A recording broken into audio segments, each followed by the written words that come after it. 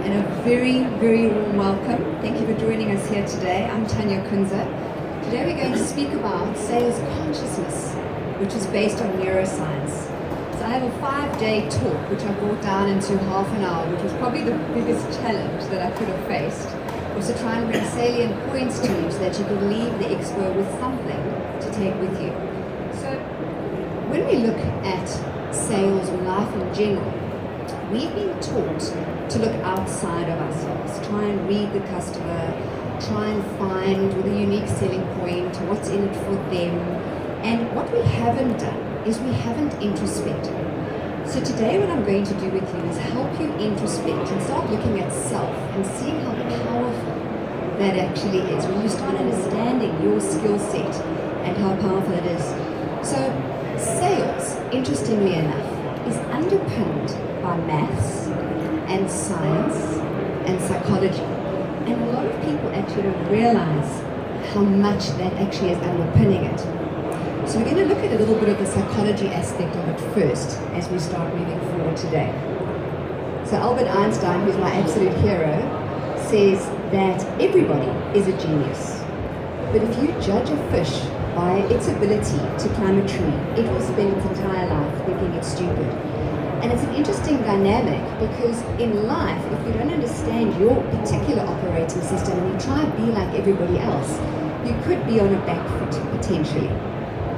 So conference takeout number 1 is, what is your operating system?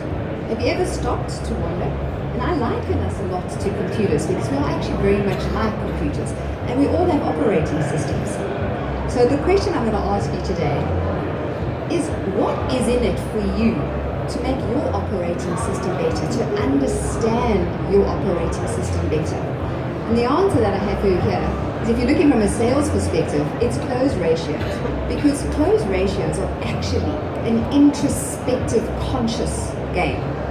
It's not just about numbers, it's about introspection.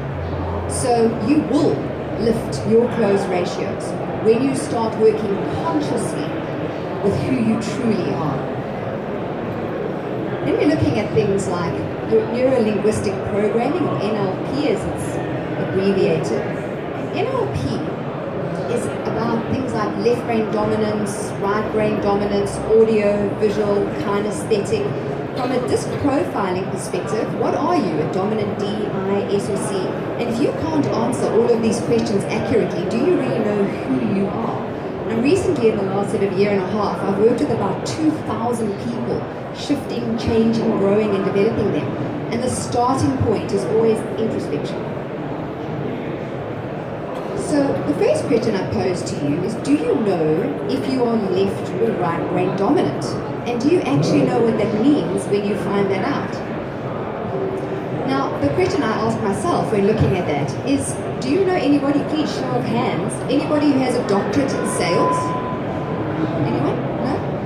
What about a master's in sales? So I've recently written the very first NQF 2-year national diploma in sales. And in South Africa, in January 2020, school leavers for the very first time in the history of education will actually be able to have a diploma in sales.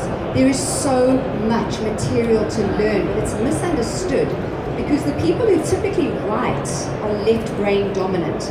And the people that are typically in sales, and I'm talking typically because it's obviously a cross section, are typically right brain dominant. They're more creative, they're the solution finder. So material hasn't been written because they haven't taken the time to understand it. There is so much science, psychology, and maths in sales to be taught that people could end up having a doctorate in sales in the next 10 to 20 years. So it's very, very exciting. So my mission in life is to professionalize sales from that perspective. We're all professionals in sales, but I want to take it to that next level. So, as I've said before, the profession of sales is grossly misunderstood. And I talk about operating systems, and how I try and define it with left and right brain is, let's call it, the one operating system is an Android operating system, and the other operating system is an iOS operating system. And how do you merge those two? Particularly in a school environment, you give people Ritalin or Concerta, right? That's your little merging point. So it's talking one language to another. You can't speak definitively different languages to people, and that's why people get bored. And that's why so many people are diagnosed with ADD and ADHD. Some of them might be accurate diagnosis. I will not even stand in that path, but some of it might be just a gross misunderstanding of that individual's operating system. So one of the sales misconceptions I'd like to debug right now is the assumption that only some people can sell. Only some people have the gift of the gab. Well, that is incorrect. Everybody can sell. And I've proven this with my case study of 2,000 different people, especially ones that have said, oh, no, I'm not in sales, I can't do this. They can. They just need to understand how they operate. Then the other misconception is there are only 3 or 4 types of salespeople, your hunter, your farmer, maybe your person that works more in an admin space. Incorrect. There are 48 different types of salespeople. And when you understand who those people are and you teach them how to sell based on their ability, they make huge amounts of money. And sales misconception number 3 is my close ratio is a numbers game. Now yes, there's a component to that, sure, it's about the output.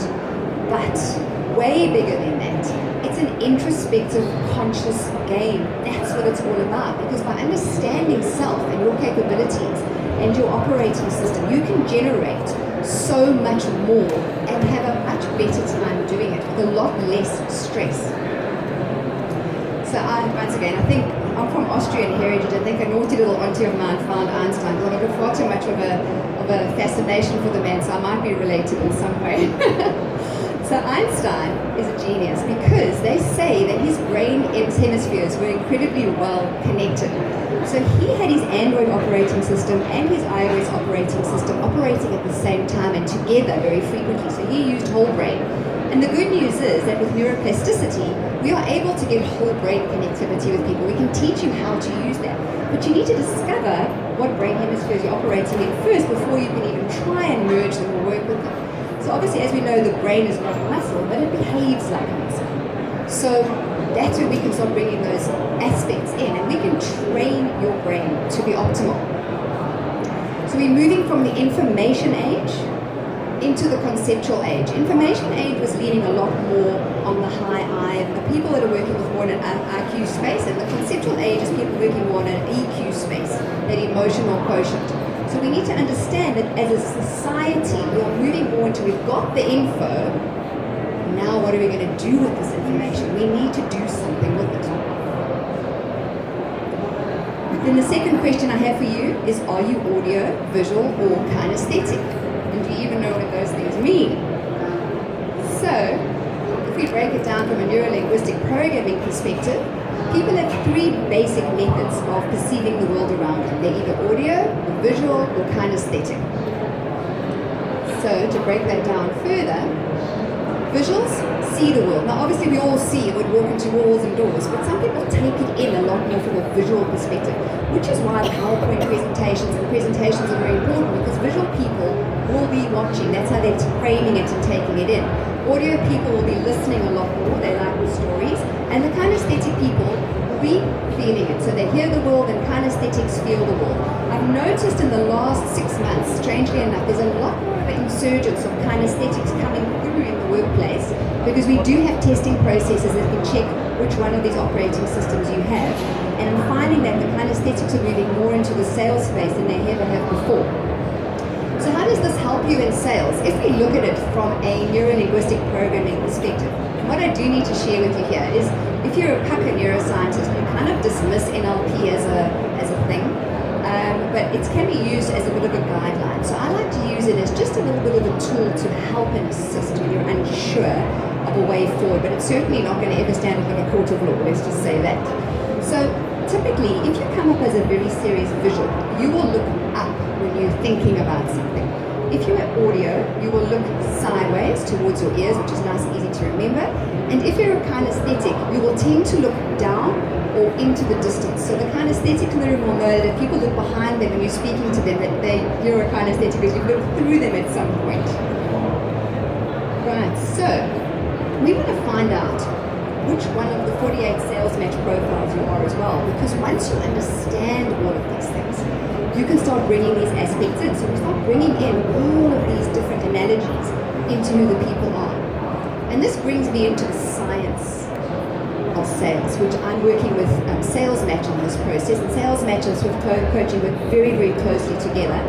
So what Sales Match have offered is they've said if you come to our stand today, just around the corner here in the red section, we're going to give away 2 profiles to help you test either yourselves or somebody that is in your company that you want to see, maybe your top person or your person that's least performing, to try and understand where that works. And what I would typically do then is once we analyze an entire company, I come in and I help people unpack it, understand it, and I work with teams and groups, and usually it's just a one-day process that needs to take place where we can help people understand exactly what they need to do and how they need to work. So that's how the 2 companies work together.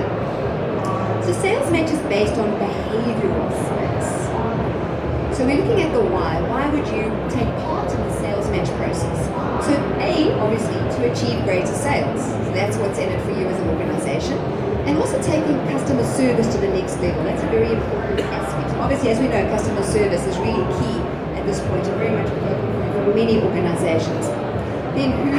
It's sales professionals and it's contact center agents. And then with the Swift coaching perspective, it's also working with leadership and growing the leader base. And then we've got the how, which enables identification and selection. And those are aspects that are critical that you need to understand. I've got so many companies back in South Africa, in case you're wondering about Australia. In South Africa, I've got so many companies who are working with this process and they will not employ unless they've understood exactly if this person fits from a cultural perspective, from an emotional perspective, and from a sales match perspective if they're going to come into the team. So the fit is very important to then structure individuals within the organization, just make sure you've got a good mix of people. Right, so now we look at sales professionals. Sales professionals are predominantly taught the high D methodology of selling. Sell me this pen, and then the person that's a high C goes into apoplexy. So we have to try and figure out how these people work. There are 48 different ways to prospect, open, fact find, present, close, optimize your sales role, optimal environment, biggest fears and motivators. Those are 2 huge components, the last 2. If you think you can motivate your sales team with one methodology, we're all going to Mauritius if we win, only some people are motivated by competition. You may be motivated just by being noticed. You may be motivated by having a fear of conflict. There could be so many different motivational factors if you understand your people that you can bring in. And then obviously understanding their biggest fears is also incredibly important from a management and leadership perspective, because then we can work on those aspects. So if we look at the different 48 profiles, there are also 48 different customers. So part of my journey with my clients when I do my one day is to actually teach the individuals not only who they are, but what it feels like to be in their area of awareness or development, and thereby understanding what the customer might go through. So if a high D, very affronting customer is there, and you've got a very subdued high S or high C salesperson, you've got to learn how to manage that environment. You can't just be your best self all the time. You've got to learn and have the EQ and develop the EQ to be able to merge and move through with those things. So Sales Match teaches you who, and Swift Coaching teaches you how. And that is how our synergy has come together in this space.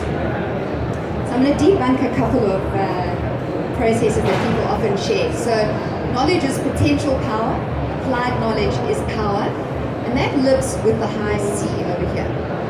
Then you've got sell me this pen, that's the high D. It's not everybody. And it doesn't mean you can't sell if you can't sell something to someone in 5 seconds that you don't know anything about. It just means you sell differently. Then, reliable backup and service is your high S, system, structure, processes. And then the people by people only applies to the high I. It doesn't apply to the other three. So it's quite fascinating how people have come out there and made these statements about salespeople flippantly, and they may not even apply to those people. So we need to understand all of these aspects about ourselves and about our clients before we go into those spaces. And often a mixture of many of these works really, really well. So when we understand this and we bring in that neuro-linguistic programming I spoke about, and you've got a client that you go to them and you say, you've realized now, I've identified that you're a high I client, you're very inspirational, I'm a high D salesperson, I need to tone it down a little bit. And you're talking to that person, you've identified that they're a visual, and you look at them and you go, Joe, tell me something. Do you have an existing quotation? And Joe looks up to the right. He's imagining the quotation he may have. If he looks up to the left, he's remembering the quotation that he does have. That's obviously on the proviso that he's right-handed. It changes if he's left-handed. So you've got to understand the science quite deeply. But you can actually read whether someone is making it up or not based on the question. So it's not a definitive indication of lying or truth-telling. It's the positioning of the question that comes through there. So my advice is don't tell it to your partners either. Darling, did you go to the pub last night? No, love. Right, so we need to understand these dynamics about people and to be able to read the audiences and to understand how they're operating and how they're working. Right, so another thing that we need to look at. Most, and if anybody's here from a CRM platform, I apologize profusely, but most CRM platforms are written by the left brain for the right brain. By the Android, for the iOS, okay? And they don't use it because it's a different operating system to what they're comfortable with. So we need a right brain operating system for a right brain person to be comfortable with. And people in sales never have time. They're on the go, they're on the fly. It needs to be quick, it needs to be definitive. So when we look at databases and pipelines, it's another big thing that people say, oh, you need this huge database and pipeline. Sure, if you're a high D. Not so much if you're a high C and high S. It's a lot more definitive, it's a lot more structured. If we look at the high I, it's repeat business, sure, so they would need a nice big database, but it's also building of relationships, so they can also decide to have a small specific database. So we need to take into consideration who your teams are before you go and tell them to take roles that maybe don't work for the way they operate. So is our profiling tool accurate and consistent? And I can really mention it for myself, and I've got many other people that I could use for this exercise, but I'll use me. So we have 48 different animals that we use. So this is me, I'm a lion, and a lion from Africa. And what we do is we have these processes. I did this with another organization right back in 2007. And if you look at the D, the I, the S, and the C, it's exactly the same 7 years later.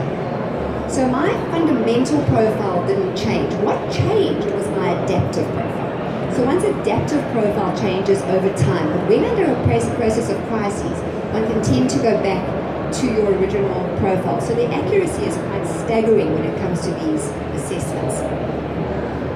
Then we've got IQ. Everybody knows IQ is intelligence quotient, and we've got EQ, which is really coming up in a very big way now in the corporate space, because emotional intelligence, they're starting to realize in the conceptual age, is something we really need to start paying attention to.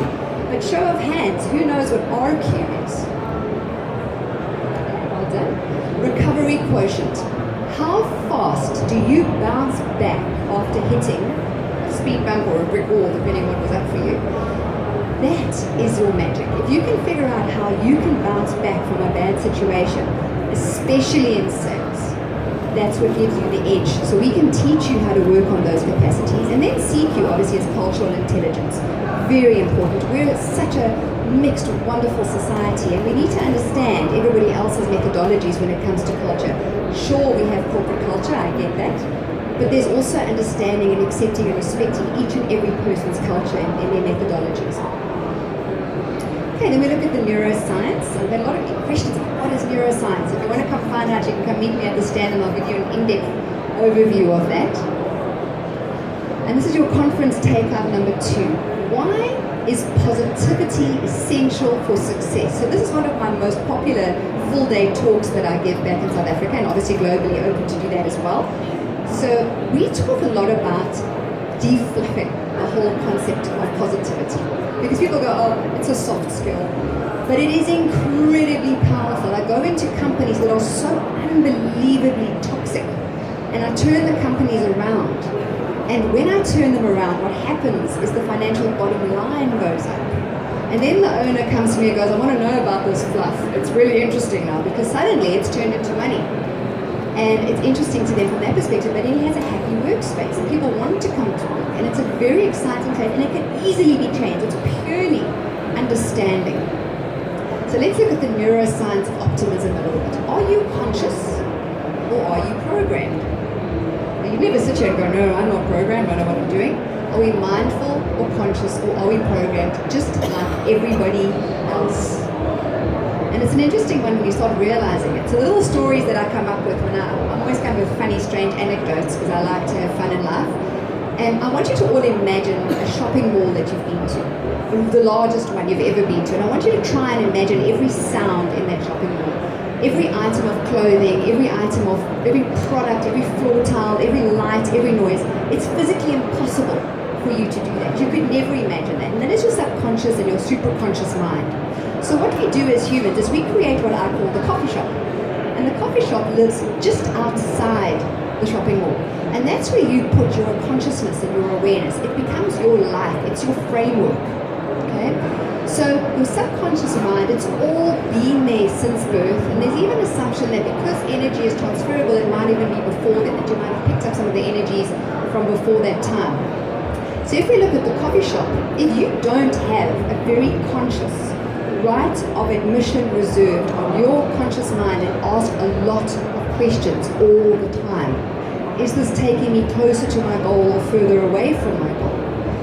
Then you are going to be just like everybody else, because if you're not aware, you get programmed by social media, by what other people say. So you need to be mindful and aware and start questioning everything that you've been taught, because it may not actually be working for you anymore.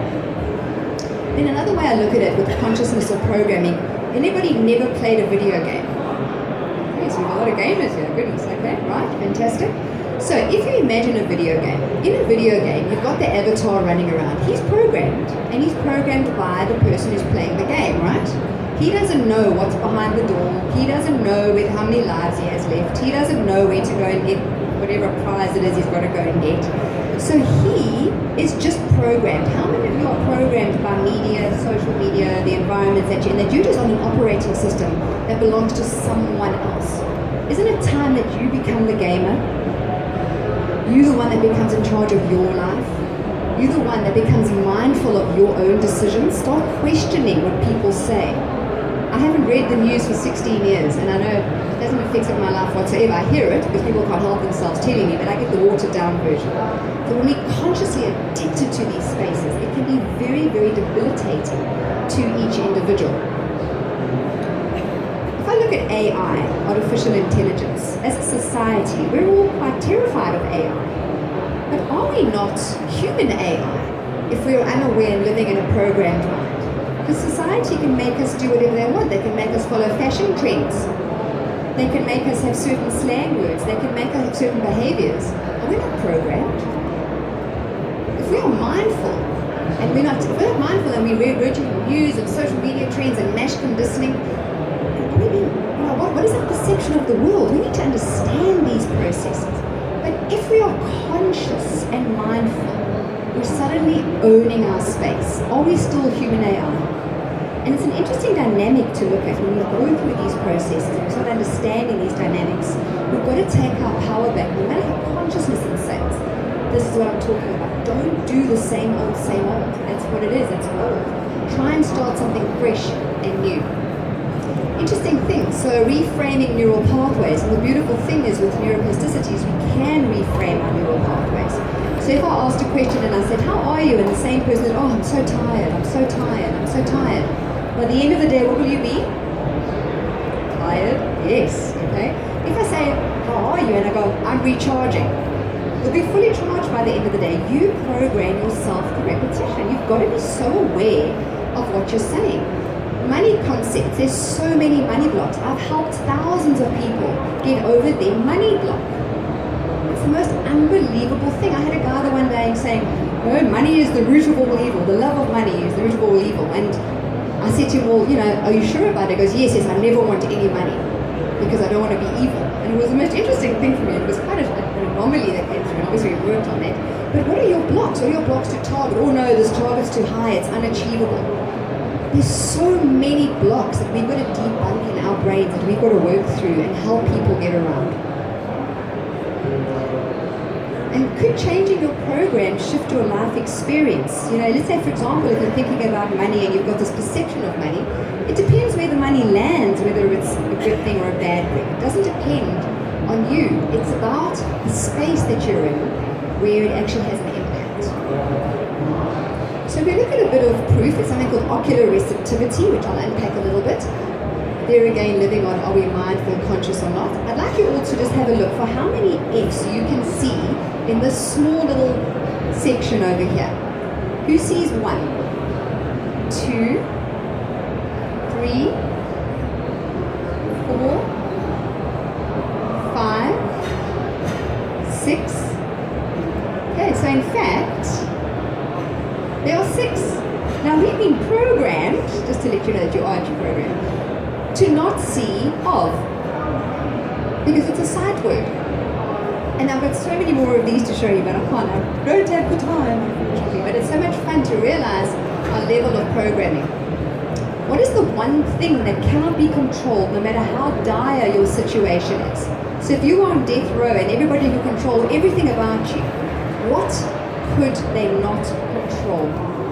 Your thoughts and your energetic reaction to those thoughts that you own if you're conscious. And if you're unconscious, it belongs to society. Okay, so what happens to your bodies when your thoughts make your energy negative? So your body gets very, very badly impacted. You start sending out hormones that cause a whole consortium of negatives. So you can then look at the primal versus conscious process.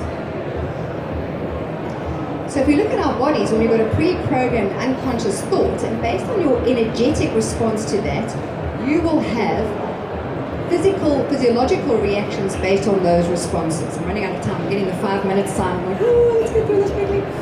So we need to look at it. So if someone says the word chocolate, I get very happy, I'll send out endorphins. If someone says chocolate to a diabetic, they'll send out fear hormones because they panic about that. So we've got to understand our reactions to a lot of these things and see if it's not the word that you're saying, it's your energetic response to the word. So that's what you've got to start understanding about self. So then obviously a lot of people have talked about the fight, flight or freeze reaction that people go through. If we look at a pandemic is able to infect humans, cause disease in humans, spread from human to human quite easily, and its severity has never been what the World Health Organization defines as a pandemic, although it's able to cause disease in some humans. So I came up with, hi, my name is Joe and I'm a negativity addict. Hello, Joe. You know what? All right, I'm okay with that. So negativity is a pandemic. Negativity is contagious and it infects humans. It gives physiological knock-on effects. It causes disease in humans. It's an addiction. Who am I without the negativity in my life? I will be happy when I am not good enough. It's all around us. It's all over. Are you addicted to all of these aspects? If we look at fear, we can either face everything and rise, or we can fear everything and run. So if you're stuck in the amygdala, which is stuck and resisting, fear is debilitating. But if you go into the face everything and rise, which is in the conscious mind, that is where we turn fear into courage, and that is where our lives change. And we need to own this fact. So by understanding self and by understanding the way through, this is how we turn our lives around. So find your blocks. Go through the whole process of understanding who you are from a neuroscience perspective. Understand your operating system. Understand the operating system of the people that you work with, and that is how you'll turn your life around. So I think I'm almost out of time. 2 minutes. Any questions before I close it? No? Everyone happy? Alright, so if you want to come and chat to me, we're at the stand number 2586, which is just around the corner in the red zone.